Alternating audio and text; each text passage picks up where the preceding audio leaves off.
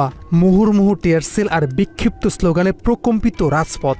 মুহূর্তের বিভ্রমে যে কারো মনে হতে পারে এই যেন বাংলাদেশের সাবেক স্বৈরাচারী প্রধানমন্ত্রী শেখ হাসিনার আমলের সেই উত্তাল ছাত্র জনতার অভ্যুত্থানের চেনা কোনো সকাল। কিন্তু না, দৃশ্যপটটি ভারতের রাজধানী দিল্লির। একটিমাত্র স্ফুলিঙ্গ, আর তাতেই এই দাবানল। মেডিকেল ভর্তি পরীক্ষার প্রশ্নপত্রে অনিয়মের অভিযোগ তুলে শুরু হওয়া ছাত্র বিক্ষোভ এখন রূপ নিয়েছে এক তীব্র সংকটে। ককরোচ জনতা পার্টি বা বিজেপির ডাকে সংসদ অধিবেশনের প্রথম দিনেই চলো সংসদ কর্মসূচি ঘিরে পরিস্থিতি চলে যায় নিয়ন্ত্রণের বাইরে।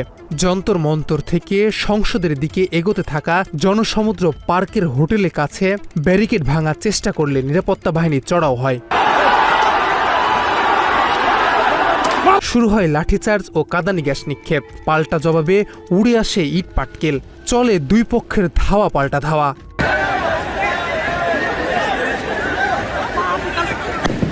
আন্দোলনের তোপ দমাতে রাষ্ট্রযন্ত্র কঠোর অবস্থানে।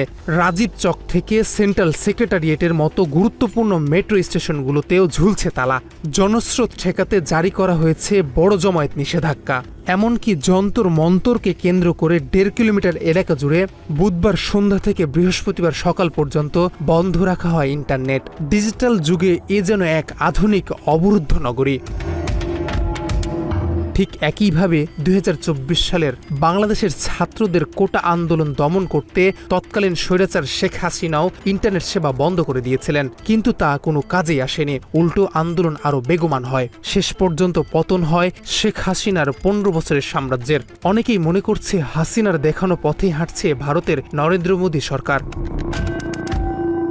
বিক্ষোভকারীদের দাবি অত্যন্ত স্পষ্ট।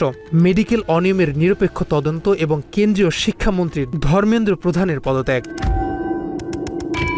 সরকারের তরফ থেকে আইন শৃঙ্খলা রক্ষাকেই প্রধান দায়িত্ব বলে দাবি করা হচ্ছে। তবে রাজনৈতিক বিশ্লেষকদের চোখে এটি আর কেবল শিক্ষা ব্যবস্থা সংকট নেই, বরং রাষ্ট্রের জবাবদিহিতা আর নাগরিক অধিকার আদায়ের এক তীব্র লড়াইয়ে পরিণত হয়েছে।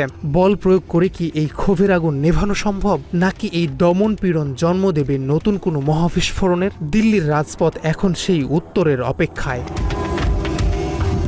News desk, Bangla edition. Freeze that day, well done. Freeze that day, well done. Freeze that day, well done.